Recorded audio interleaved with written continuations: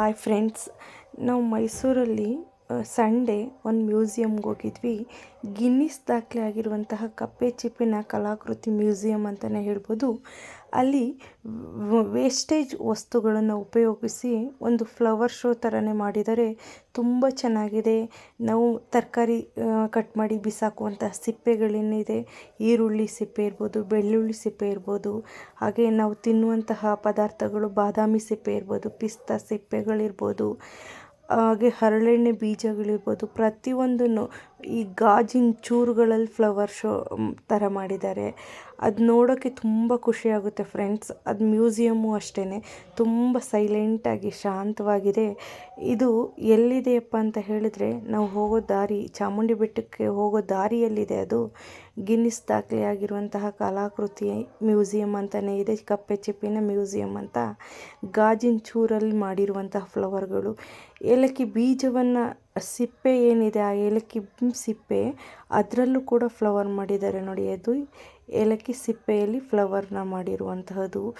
ಎಂತಹ ಒಂದು ಆಲೋಚನೆಗಳಿದೆ ನೋಡಿ. ಸಿಗರೇಟ್ ಪ್ಯಾಕ್ ಏನಿದೆ ಅದರಲ್ಲಿ ಫ್ಲವರು, ಈರುಳ್ಳಿ ಸಿಪ್ಪೆಯನ್ನು ಯೂಸ್ ಮಾಡ್ಕೊಂಡಿದ್ದಾರೆ.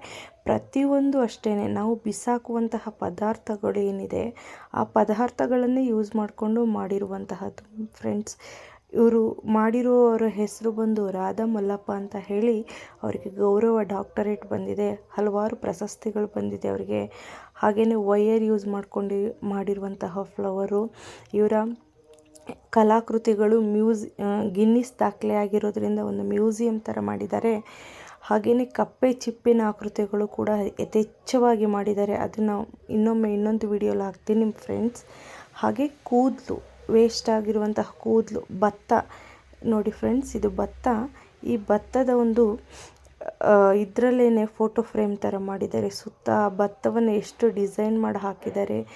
ಕೂದಲು, ನಾವು ವೇಸ್ಟಾಗಿ ಬಿಸಾಕುವಂತಹ ಕೂದಲು ಏನಿದೆ ಆ ಕೂದಲಲ್ಲಿ ಬರ್ಡ್ಸ್ ಮಾಡಿದ್ದಾರೆ. ಪ್ರತಿಯೊಂದು ಅಷ್ಟೇ ತುಂಬ ಚೆನ್ನಾಗೈತೆ. ಮನಸ್ಸಿಗೆ ಒಂಥರ ಖುಷಿ ಕೊಡುತ್ತೆ ಫ್ರೆಂಡ್ಸ್. ನಾವು ಅಲ್ಲಿ ಹೋದಾಗ ಅನಿಸುತ್ತೆ, ನಾವು ಬಿಸಾಕುವಂತಹ ಕಸದಲ್ಲಿ ಎಷ್ಟು ರಸ ಮಾಡಿದ್ದಾರೆ ಅನ್ನೋದು ನಮಗೆ ಗೊತ್ತಾಗುತ್ತೆ. ಈ ವಿಡಿಯೋ ಇಷ್ಟ ಆದರೆ ಒಮ್ಮೆ ಹೋಗಿ ಆ ಮ್ಯೂಸಿಯಂ ನೋಡಿ ಫ್ರೆಂಡ್ಸ್.